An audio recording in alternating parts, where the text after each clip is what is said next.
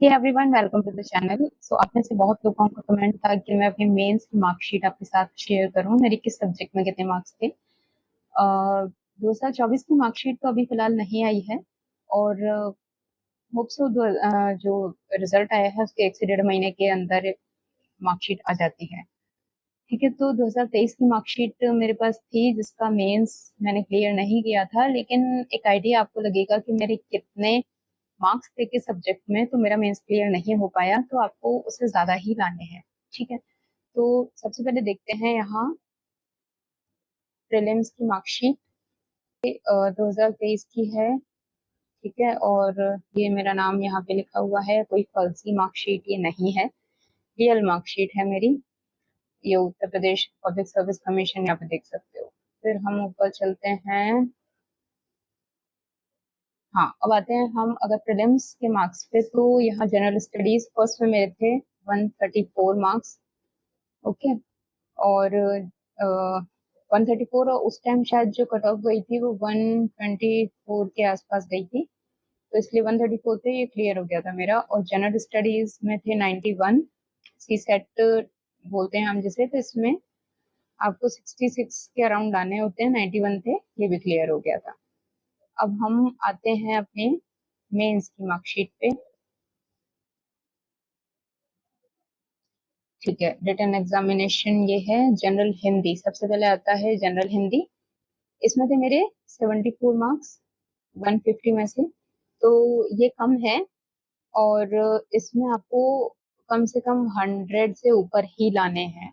ठीक है, जनरल हिंदी में आपको मेहनत करनी पड़ेगी जरूर से, क्योंकि ये स्कोरिंग पेपर होता है, और अगर आपका सही है तो पूरे पूरे मार्क्स मिलते हैं।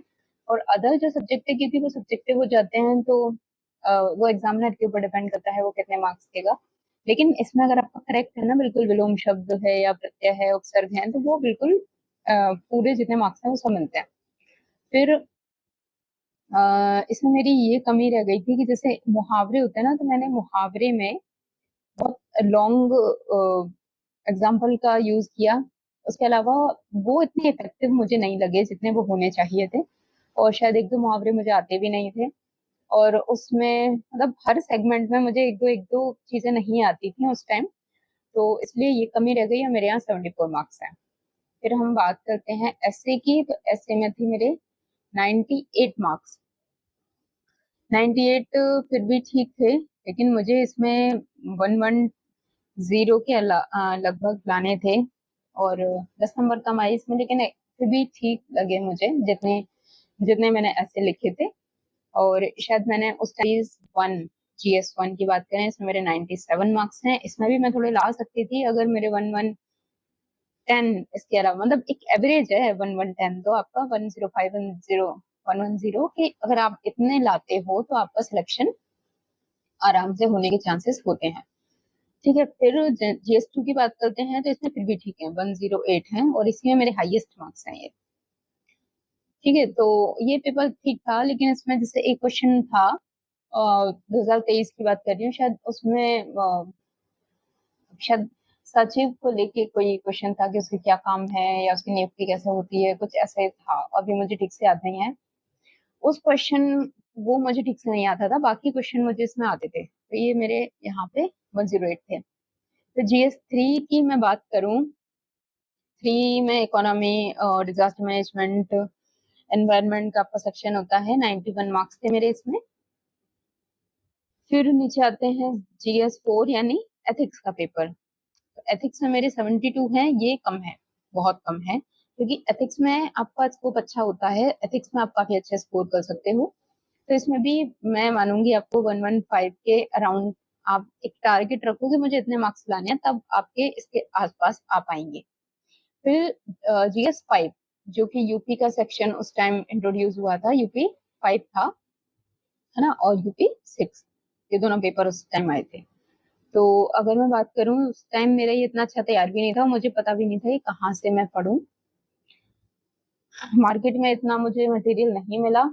फिर भी 5 में मैंने क्योंकि 5 में इतना डेटाबेस नहीं होता जितना कि 6 है।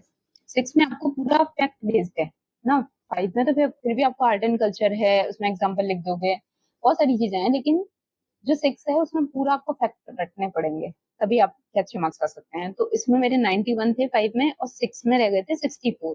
64 में मेरा ये पेपर बहुत ही खराब हुआ था, एक्सट्रीम। मतलब मुझे उम्मीद नहीं थी कि क्या ही मार्क्स आएंगे, मुझे इसमें नहीं था। तो इसमें जैसे एक क्वेश्चन आया था, अगर इस इन सब में थोड़े 5-5 नंबर भी अगर मेरे आ जाते तो मेरी कट ऑफ क्लियर हो जाती और मैं शायद उस वक्त तक भी इंटरव्यू दे देती। तो मेरा यहाँ टोटल बना 695 1500 में से।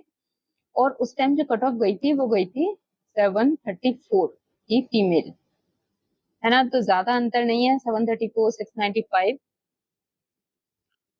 30 नंबर के आसपास, 29 30 के आसपास का अंतर है जो मुझे क्लियर करना था और वो नहीं हो पाया, मीन्स क्लियर नहीं हुआ। तो ये है मेरी मार्कशीट और आई होप आपको इससे कुछ हेल्प मिले। अगर मिल सकती है, आप कुछ देख सकते हैं कि इतने मार्क्स लाओगे तब तो नहीं होगा क्लियर। अब मैं जनरल कैटेगरी से हूँ तो जनरल में तो नहीं होगा, बाकी कैटेगरी का मुझे इतना आइडिया है नहीं। तो वो आप देख सकते हो, ये मार्क्स हैं। स्क्रीनशॉट लेना हो स्क्रीनशॉट ले सकते हो। बाकी जैसे ही 2024 की मार्कशीट आएगी I will definitely share with you, और उसमें भी मैं डिस्कस करूंगी कि मेरी किस चीज में क्या कमी रह गई थी। जैसे इसमें मेरे फैक्ट कम थे 6 में, मुझे बहुत कम फैक्ट याद थे।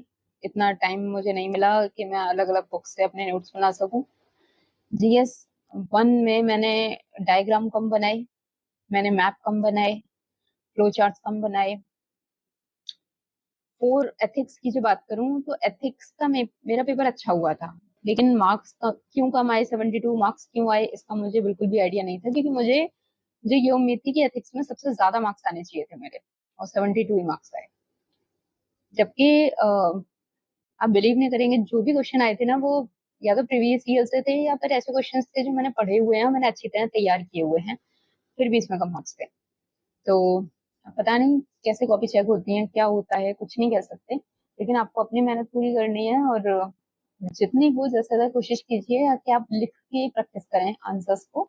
और भले एआई की मदद से उसे चेक करवाएं, किसी टीचर की मदद से चेक करवाएं, लेकिन ये देखें कि मेरा जो आंसर है वो एक करेक्ट पैटर्न में है कि नहीं, जैसा कि आयोग को चाहिए होता है आंसर, वैसा है कि नहीं, है ना। वरना आप कितना भी लिख लें आपको कोई फायदा नहीं होगा, कितना भी पेज भर के आए कोई फायदा नहीं होगा। तो इतना था ये आज का वीडियो। मिलते हैं नेक्स्ट वीडियो में, जो भी जिस भी टॉपिक पे होगा। मिलते हैं नेक्स्ट वीडियो में, बाय।